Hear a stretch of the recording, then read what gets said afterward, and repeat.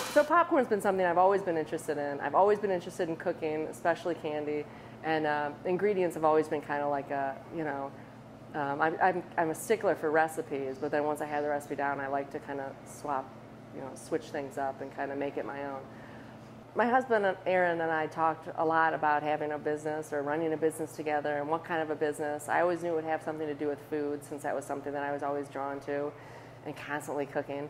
And then I've seen popcorn shops. I went to school in Chicago, so I've seen successful popcorn shops. And I knew that people love popcorn. People love popcorn. They love it. They will go out of their way. They will wait in lines in the rain. They love popcorn. It's not just my favorite food, but it's lots of people share that. I don't know if people necessarily realize that so many people love popcorn. And so I figured, well, I would just kind of every single day do one little thing to learn a little bit more about it. And I never actually really committed early on. I just thought, well, I'll just do one little thing every day. Maybe I'll go nag our health department, in Kent, or maybe I'll, call a distributor of popcorn. So every day I would do one thing, and I always expected that at some point I'd hit this obstacle that, like, negated everything. Like this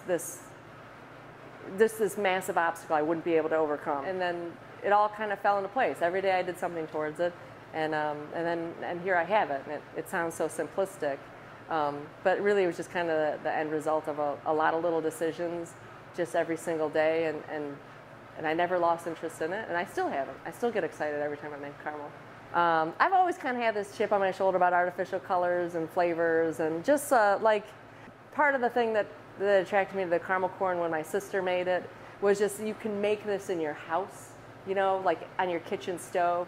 But if I were worried about cost all the time, I'd be dumping in powdered mixes, and I would be taking the easy path. So if you're not going to take the easy path, you might as well take the most difficult path that you possibly can and do it exactly the way you want it, because you've already kind of given up the convenience factor to begin with. Well, I'm working all the hours now. I make every bag of popcorn that has been sold has been stamped by me, filled by me. I made the popcorn in it, and I sweep the floor at the end of the night, which I'm not complaining about at all. I'm pretty excited still to have my own business, but I'd like to make the transition into having it more of a whole family business. I'd love the opportunity to work, get the kids come in and help out. So basically, kind of transitioning from what kind of started out, like, honestly, is just like my kind of experiment to see if I could, if we can actually transition this into something that our entire family can be part of. That would be ideal. I was able to get the space right above the shop, so directly above it is going to be popped up. It won't be popped up, but basically it's going to be a separate kitchen, and in there I can do wholesale cooking. I can get the website going.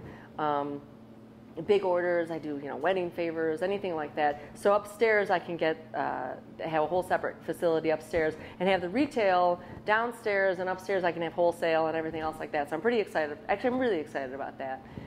I'll probably never chase getting my popcorn in like a Sheetz gas station or a grocery store chain or anything like that. I don't want to put it on a shelf somewhere where it'll get neglected or it'll be past its prime. So that's the future of it, is me running the shop and enjoying it.